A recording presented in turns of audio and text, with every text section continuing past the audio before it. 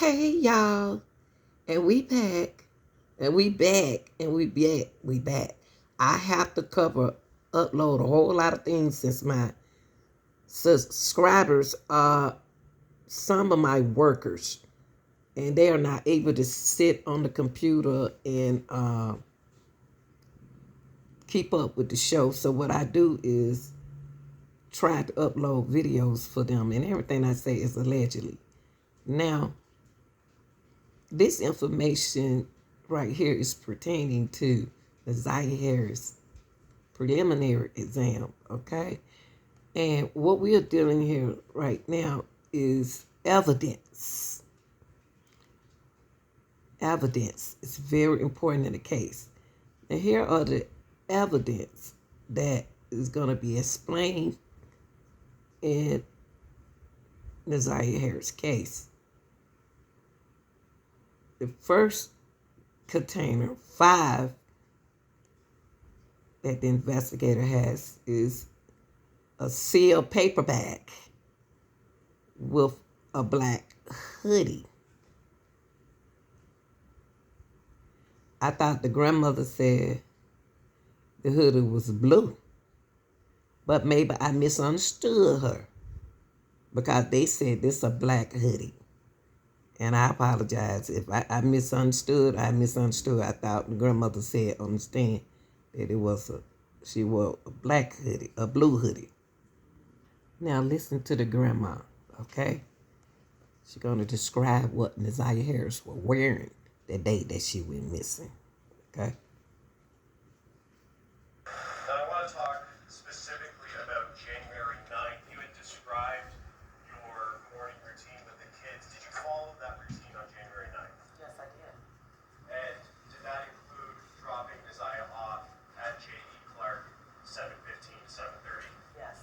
And can you tell us what she was wearing on January 9th, 2024? Yes, she was wearing a pair of light powder blue jeans with a light powder blue jacket that had the black little fur around the collar. It was like a two-piece set. And did she have a sweater on or a shirt on or something? She had a shirt. She wore a shirt underneath it. And you remember, did she have any other clothes with her on the 9th when you dropped her off? She had her little blue sweatshirt with the little hoodie. She had that with her. Okay, people. Now y'all just heard what I said. Now y'all just heard what I just heard. She said, I'm going to rewind it. She had on a blue sweater jacket, hoodie. Now I want to play it again.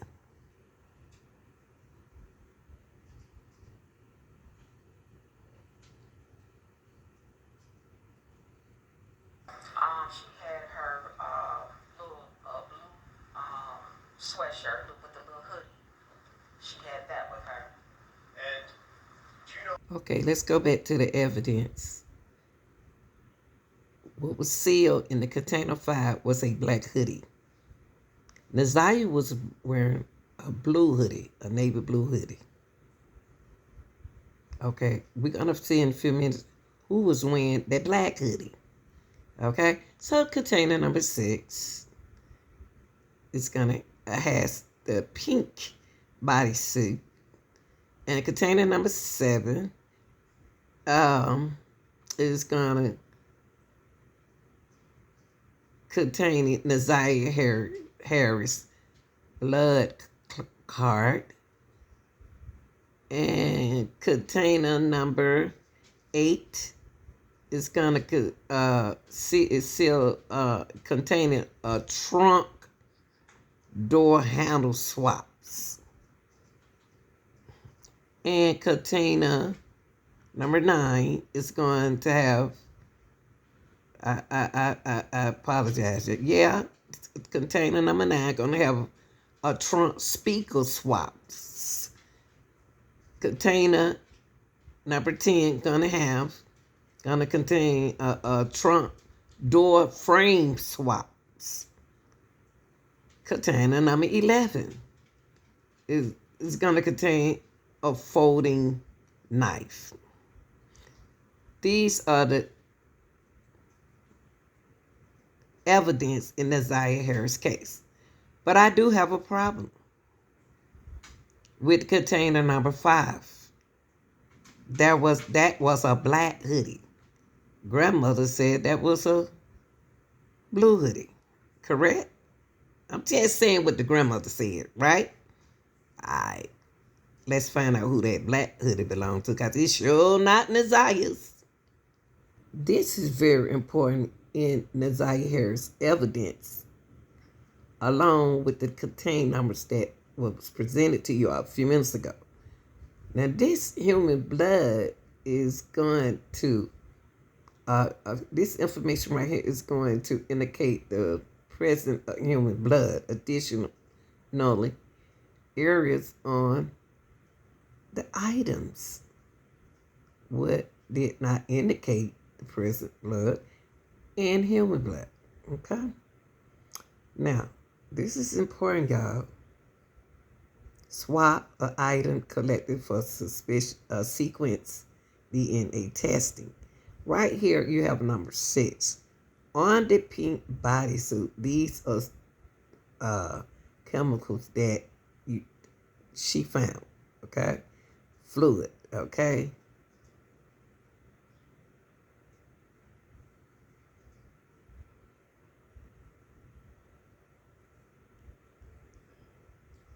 There was on the bodysuit, there was a negative acid of phosphatates. Okay? It was negative. Did not indicate the presence of seminal blood fluid. Okay? That was negative. Now, the phenol phthalate is positive, has a positive result. And it indicates the possible presence of blood. Additional area on the items were tests that did not indicate the presence of blood. Additional stains were observed but not tested. Okay?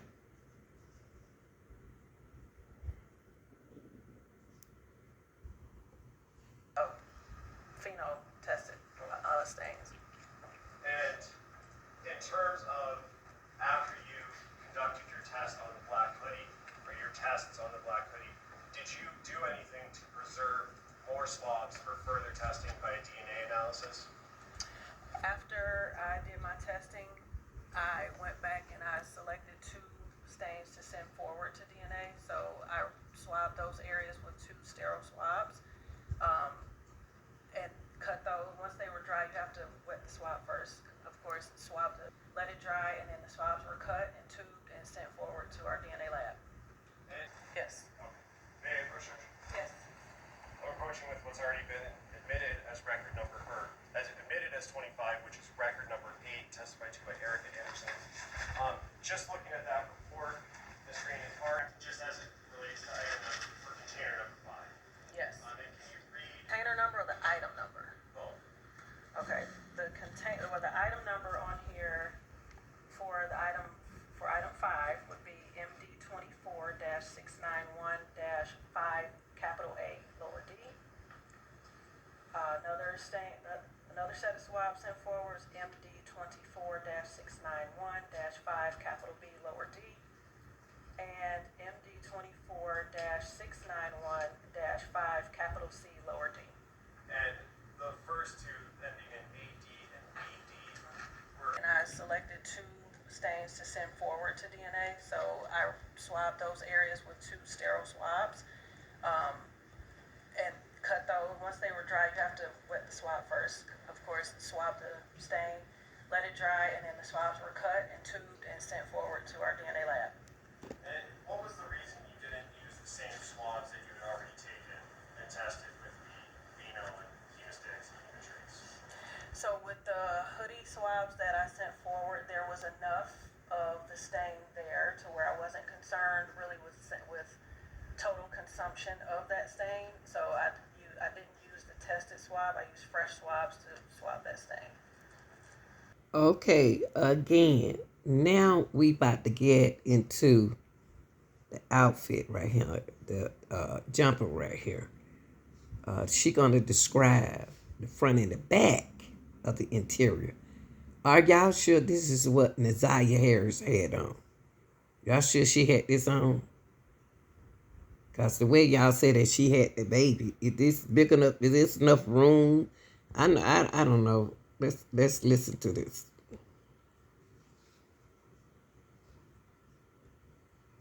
Clothing item.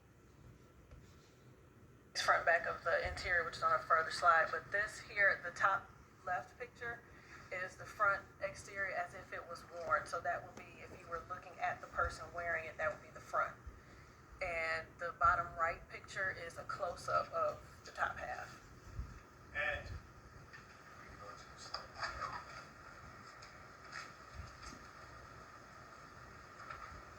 we're looking at the 10th slide, starting with the top left. Can you tell us what we're looking at there and what is listed underneath that top left photo? The top left is the front exterior again, as if worn, and this was after testing, after pheno testing.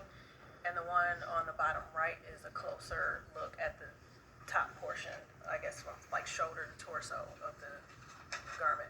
And you have some words included on the top right indicating that there was pheno negative testing of this portion of it.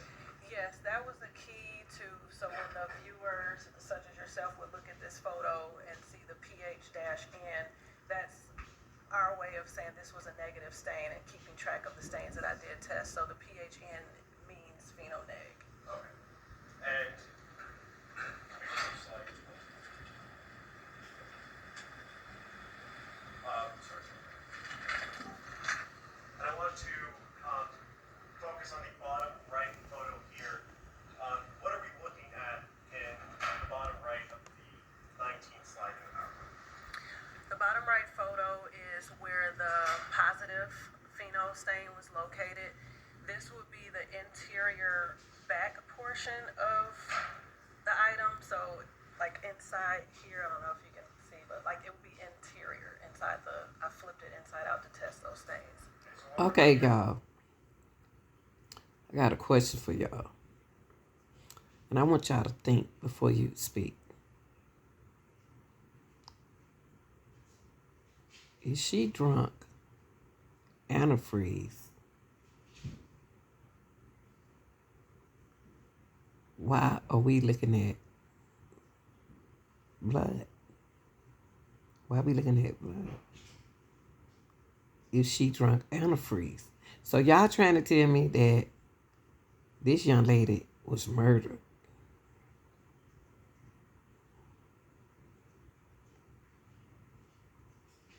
After she drank the antifreeze?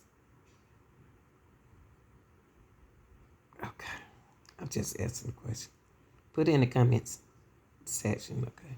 Put it down in the comment section. Right here at the bottom right, that's inside out, so that's why we can see what would be the tag. The tag, correct, yes. And then now, can we go to slide? And this says on here pH-POS. Does that stand for positive? Positive, yes. And so that area on the inside of if it was inside out, that area tested positive. Correct. For the possible presence of blood. Correct. And did you do the same sort of PowerPoint for the black hoodie that we tested, that we talked about earlier as well? Yes, I did. And do those pictures that you took, were they put into a PowerPoint similar to this one? Yes. And do those pictures in the PowerPoint fairly accurately depict your observations as we tested you forward of the black hoodie? Yes. Move to admit people's proposed.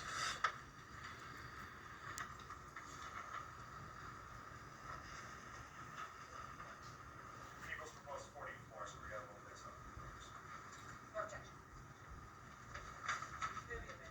and permission to publish. Okay, they about to go into the black hoodie. Tell us this is just the same cover page. Correct. And going to the second slide here, what are we looking at here in this photo? This would be the front of the black hoodie if worn. And is this before any testing had been done? Yes. I want to go forward to. All right. I'm going to ask this question again, going by what the grandmother said. She said she was wearing a blue jacket, hoodie. So who hoodie is this? Cause see, I never could understand. Naziah had on that a white shirt, a blue hoodie, and that coat, and her pants. Now, who black hoodie is this? Cause that's not what the grandmother said. I'm going by what the grandmother said. Now, is this Jarvis hoodie? Who was wearing this hoodie, y'all?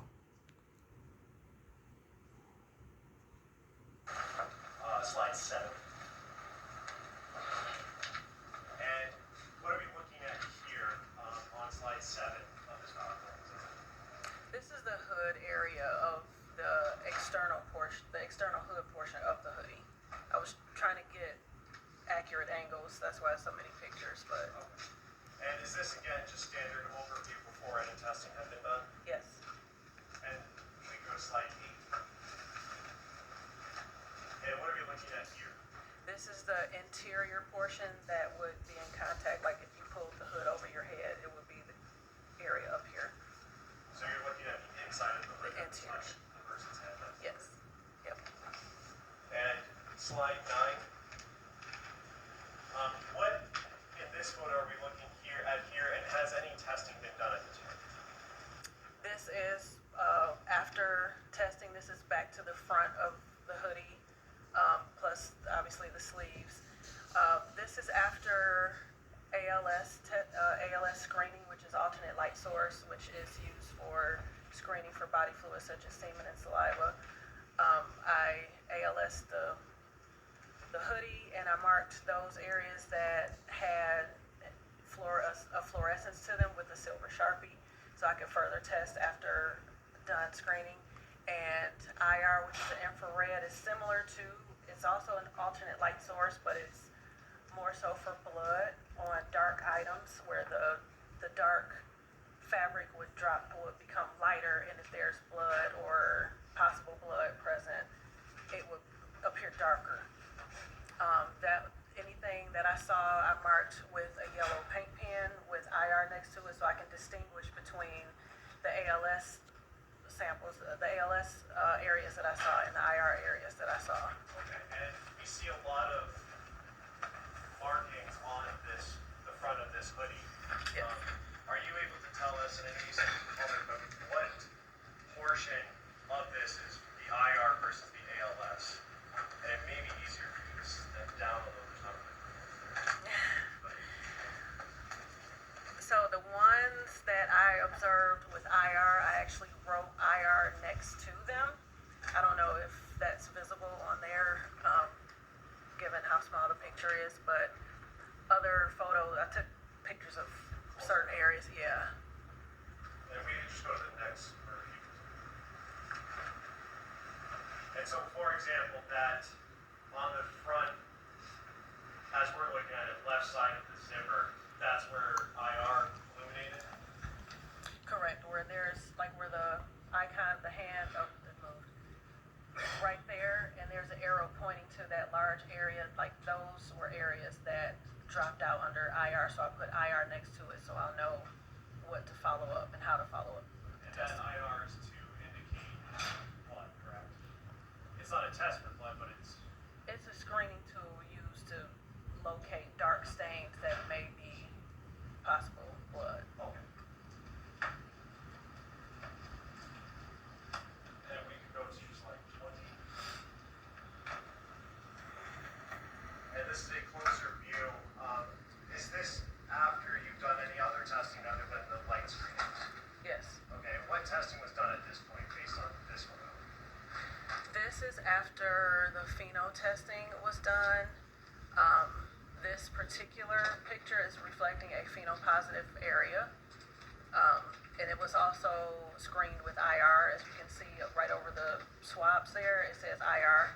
And that's what led me to follow up with pheno, was because I saw it under IR and it was phenopositive. And where is this, if you're able to say, on that hoodie?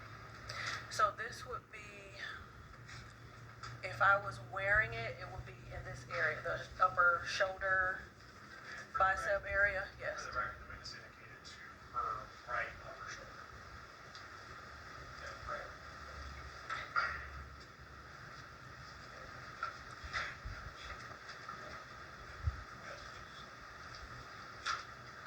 So this is another phenopositive stain. This one is located on the rear of the sweatshirt, on the bottom right exterior of the sweatshirt. And you had the last photo that we looked at, it said stain 20, and then this one says stain 28 in the text area of the slide. What is it? How do those stain numbers get assigned? That is for my purposes, so I can keep track of how many stains I tested and what stains I tested. I know if I give it a number, it's just I start from number 1 and I just go. It's a tracking system for me, so I won't double test. For this photo. We've just been listening to the third day of testimony in the